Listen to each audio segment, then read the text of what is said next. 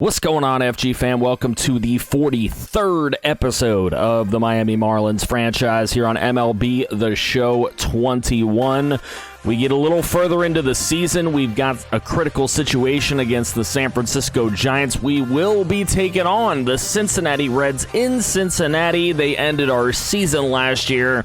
Let's get a little revenge here in the regular season. We'll also take a little look at AAA, and we will be taking on the LA Dodgers. So a action-packed episode for you. Do not forget to drop a like on the video. Subscribe if you're new to the channel for the love of franchise. All things franchise. We got a Madden franchise coming for you relatively soon. Madden's coming out this week for EA Play. It's going to be amazing. So make sure you go ahead and drop that like. Check out the links in the description for the Discord and the Twitch. You're definitely going to want to become a bigger part of this community. We hang out in Discord. We go live on Twitch. You're going to want to check all of that out. So make sure you become a part of that. And let's get into this episode. Do not go anywhere.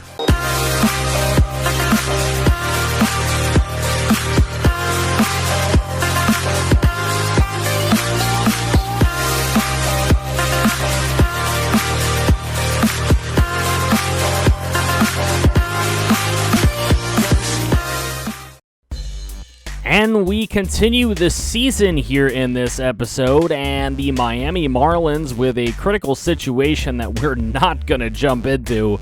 Up 9-3, end up winning that game 10-3. Here's another one, 8-4 we're up. Not jumping in that either. An 11-4 victory for our Marlins and a chance to sweep the series against San Francisco. Luis Severino's actually playing pretty darn well, and the Giants up 1-0. Severino pitching that shutout.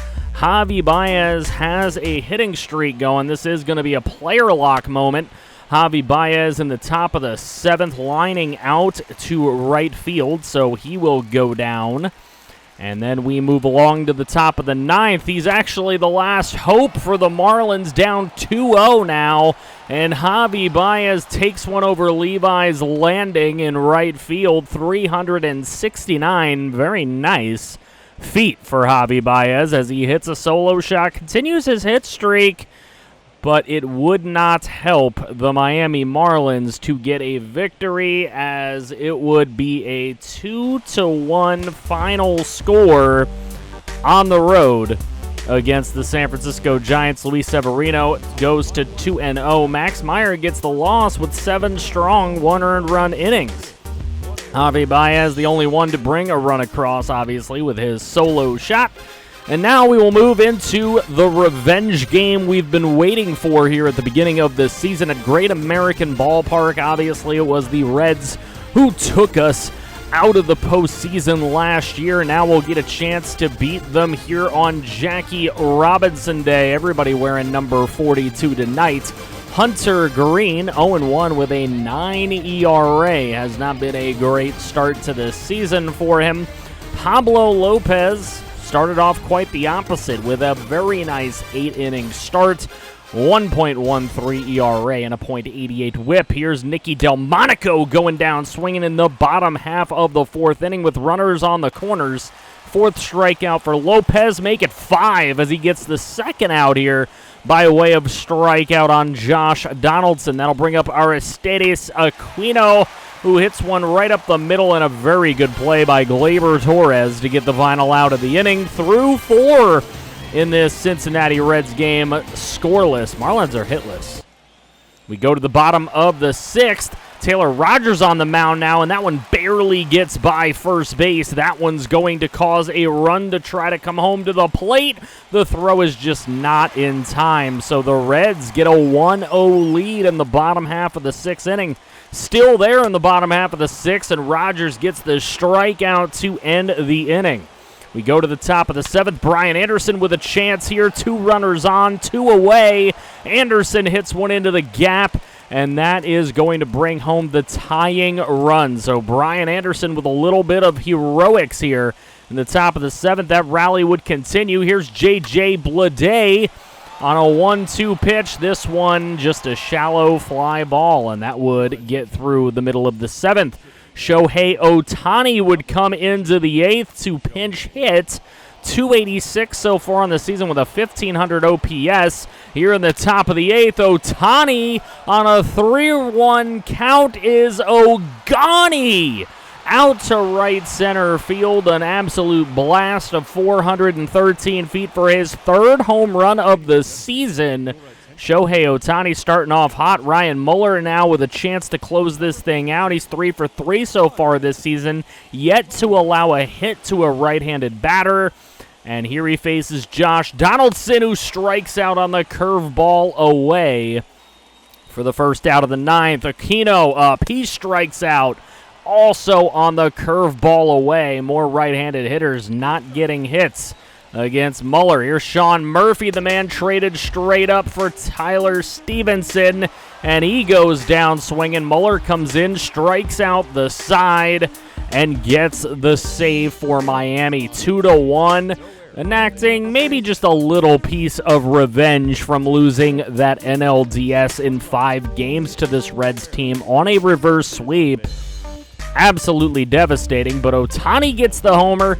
Anderson gets a RBI double, and that is how our 2 runs were scored for them. Nicky Delmonico had an RBI. Now we look towards AAA. They got a little moment here we could join into. Charlotte up 4-3 on our Jumbo Shrimp. Not having a great start to the season. They are 2-5. There's a base hit. That'll load the bases with 2 away. Still down a run. We'll see if we can get it across. Juan Valido hits this one. It's off of the glove of the first baseman. They can't get it out, and the run comes home. We go into extras.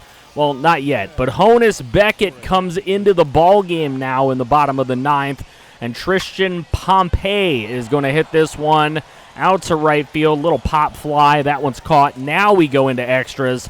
Anthony McGaffick up at the plate against Honus Beckett. He gets the base hit. That'll bring home the winning run. We go to the bottom of the 11th to get the dub. Jesus Sanchez crosses the plate. And our Jacksonville Jumbo Shrimp come away with a huge victory. Alexis Sanchez, player of the game. He goes 7 1/3 with 1 earned run. Alexis Sanchez doing a great job there. Honus Beckett ends up picking up the loss. Prado, Isan Diaz, big-time hitters for us in that game. As we go to South Beach Park yet again, our 8-4 Marlins taking on the 8-4 LA Dodgers, and it is another guy who we brought in here, Jesus Luzardo. We brought him in, and we are looking to see how he is doing. So far, not too bad. 3.68 ERA and a 1.30 whip in his starts.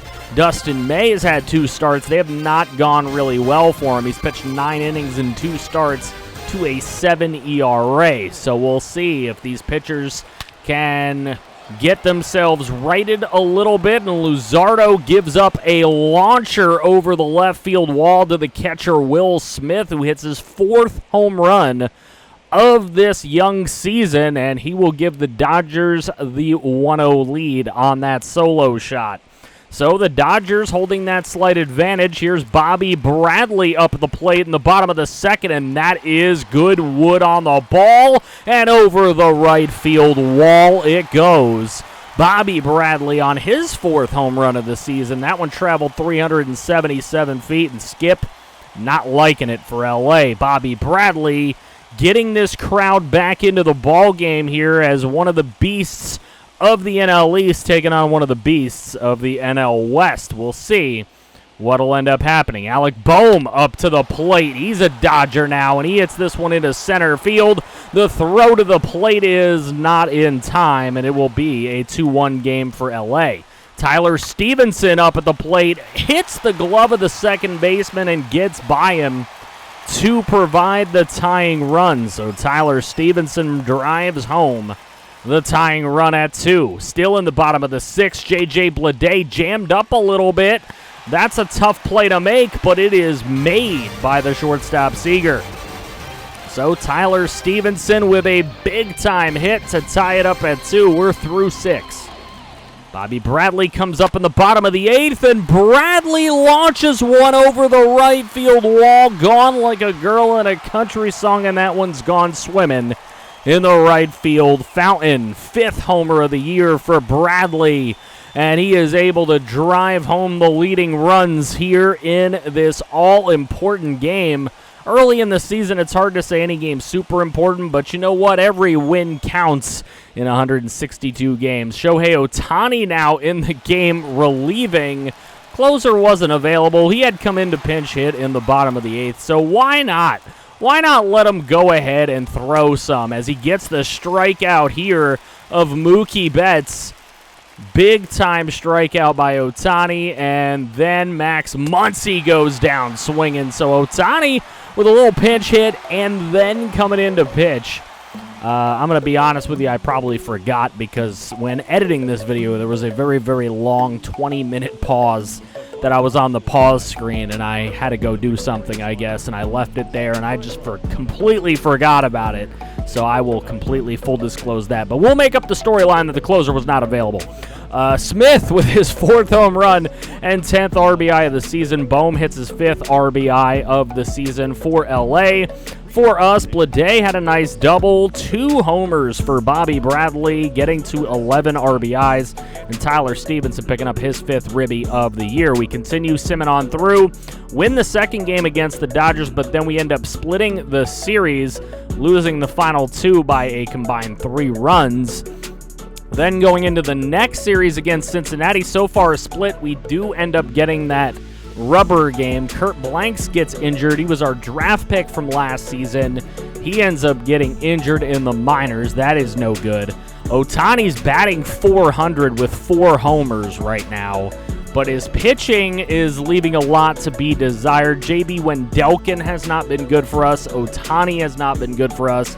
And Garrett Crochet still struggling a little bit, along with Guillermo Marquez. We need some of these bullpen guys to really pick it up as the season goes if we're going to be a viable team here to get into the postseason and get over the hump that is when we get there. 17 ERA for Dax Fulton. He has not been impressive either. Jordan Holloway is actually having another really good season, though, in AAA, and you do love to see that. We're a game back of both the Braves and Phillies, who are tied for first in the NL East. The Mets still in the basement, which I'm very surprised about. That is a very stacked team. We looked at them before the opening day episode. We looked at them in the offseason episode to see all the moves that they had made. Obviously, the Dodgers, one of the better teams. They're 13-6. So are the Braves and Phillies. So obviously, that's San Diego Studios and MLB the Show just trying to hold us back. They always make the teams in your division the good ones. So that's just what we're dealing with right now. Red Sox and Rays, along with the White Sox and Royals, all battling that American League wild card right now. And in AAA, the Jumbo Shrimp starting off slow at 6-9. 69, nice. So, when we pick up the next episode, it'll be a series against the Washington Nationals in D.C. Pablo Lopez will be headlining the very next game against Jameson Taillon. We'll see if we jump into that one or what we will do. We'll decide that when we get there. But if you guys are enjoying the series so far and still really want to see this Marlins team get themselves a World Series title, make sure you go ahead and drop a like on the video. Subscribe if you're new to the channel for the love of franchise content. We do all sports here. We got some Madden coming. Thank God Madden is now dropped, and it is fun to have 2 series on the channel. So I thank you guys. Make sure you go down in the description. Check out links to the Discord and the Twitch. Come hang out with us outside of YouTube. If you want to see more franchise, click right here.